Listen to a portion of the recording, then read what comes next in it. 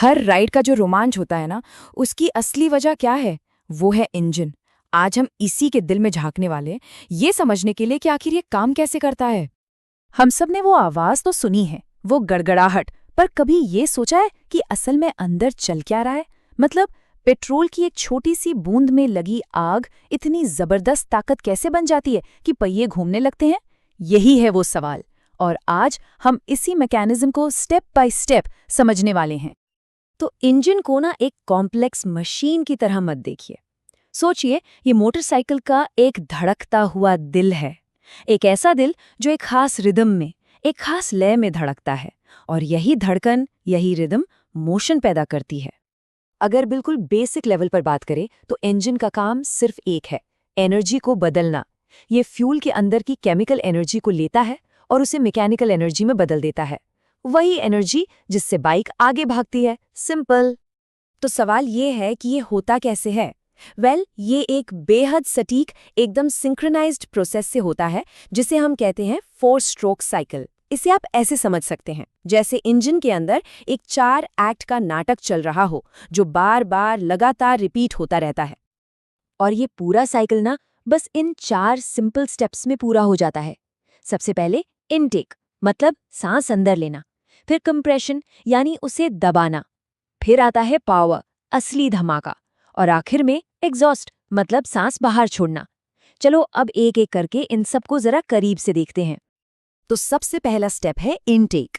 इसमें होता क्या है कि पिस्टन सिलेंडर के अंदर नीचे जाता है, और ऐसा करते हुए वो हवा और पेट्रोल का एक बिल्कुल परफेक्ट मिक्सचर अंदर खींच लेता है, बिल्कुल एक गहरी सांस लेने जैसा। इसके ठीक बाद आता है कंप्रेशन स्ट्रोक। अब पिस्टन जो है वो तेजी से ऊपर की तरफ आता है, और जो हवा ईंधन का मिक्सचर अंदर आया था उसे एक बहुत ही छोटी सी जगह में दबा देता है, एकदम निचोड़ देता है।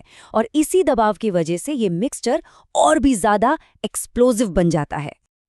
और अब आता है मेन इवेंट, पावर स्ट्रोक।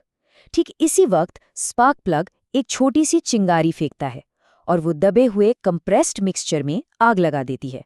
इससे होता है एक जबरदस्त धमाका, और यही धमाका पिस्टन को पूरी ताकत से नीचे की ओर धकेलता है। असल में यही वो पल है, यही वो फोर्स है जो बाइक को दौड़ाती है। साइकिल का आखिरी स्टेप है एग्जॉस्ट। समझिए, ये सफाई का काम है।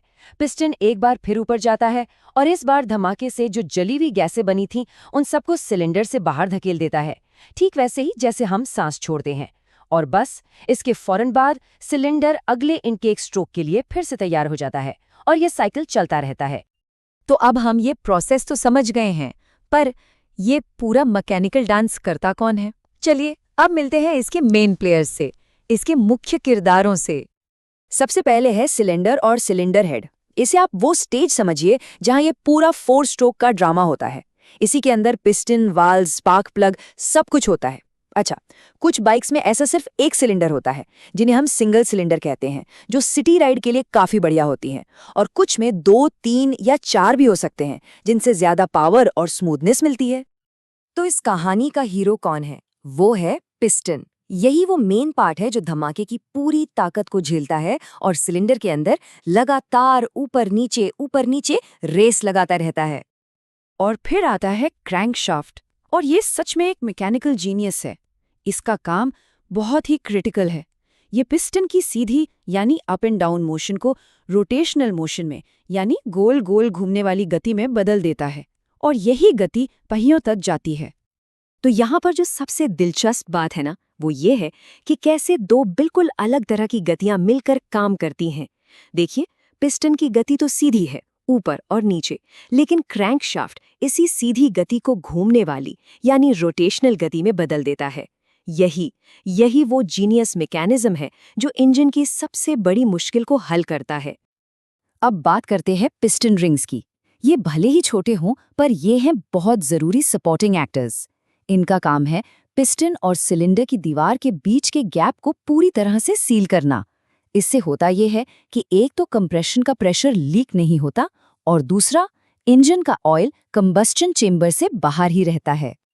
देखिए, एक इंजन को अच्छे से चलाने के लिए सिर्फ पावर ही काफी नहीं है, 2 और चीजें बहुत जरूरी हैं, एकदम परफेक्ट टाइमिंग और इंजन का ठंडा रहना। चलिए अब जरा इन सपोर्टिंग सिस्टम्स को भी समझ लेते हैं। टाइमिंग का सारा काम संभालता है, ओवरहेड कैमशाफ्ट या OHC। ये है इंजन का कोरियोग्राफर। ये एक टाइमिंग चेन से घूमता है और इसका बस एक ही काम है, इनटेक और एग्जॉस्ट वाल्व को बिल्कुल सही मिलीसेकंड पर खोलना और बंद करना। अगर इसकी टाइमिंग जरा सी भी इधर उधर हुई ना, तो समझ लीजिए पूरा शो फ्लॉप। अच्छा, इंजन के बाहर वो जो मेटल की लाइनें या परतें बनी होती हैं, वो तो सबने देखी होंगी। उन्हें कहते हैं कूलिंग फिन्स। ज्यादातर मोटरसाइकिलों में एयर कूल्ड इंजन होते हैं और ये फिन्स उनके लिए एक तरह से रेडिएटर का काम करते हैं। अब इसका लॉजिक बहुत सिंपल है। ये फिन्स इंजन का सरफेस एरिया यानी सतह का क्षेत्रफल बढ़ा देते हैं, और जितना ज्यादा एरिया होगा, बहती हुई हवा के साथ उतना ज्यादा संपर्क होगा। नतीजा, हवा अपने साथ इंजन की गर्मी को उड़ा ले जाती है और इंजन रहता है ठंडा और हैप्पी। तो चलिए अब इन सारी कड़ियों को एक साथ जोड़ते हैं और इस पूरे सफर को एक बार फिर से देखते हैं, एक छोटे से धमाके से लेकर पहियों के घूमने तक। तो एनर्जी का सफर कैसा रहा? सोचिए, शुरुआत हुई फ्यूल की केमिकल एनर्जी से, वो धमाके के बाद बनी थर्मल एनर्जी, फिर पिस्टन ने उसे बदला मैकेनिकल एनर्जी में, और आखिर में क्रैंकशाफ्ट ने उसे रोटेशनल एनर्जी बना दिया, वो एनर्जी जो हमें आगे लेकर जाती है। कितना कमाल का ट्रांसफॉर्मेशन है। तो ये पूरी प्रक्रिया एक तरह से एक मैकेनिकल बैले की तरह है, एक ऐसा डांस जिसे 100 साल से भी ज्यादा के वक्त में परफेक्ट किया गया है।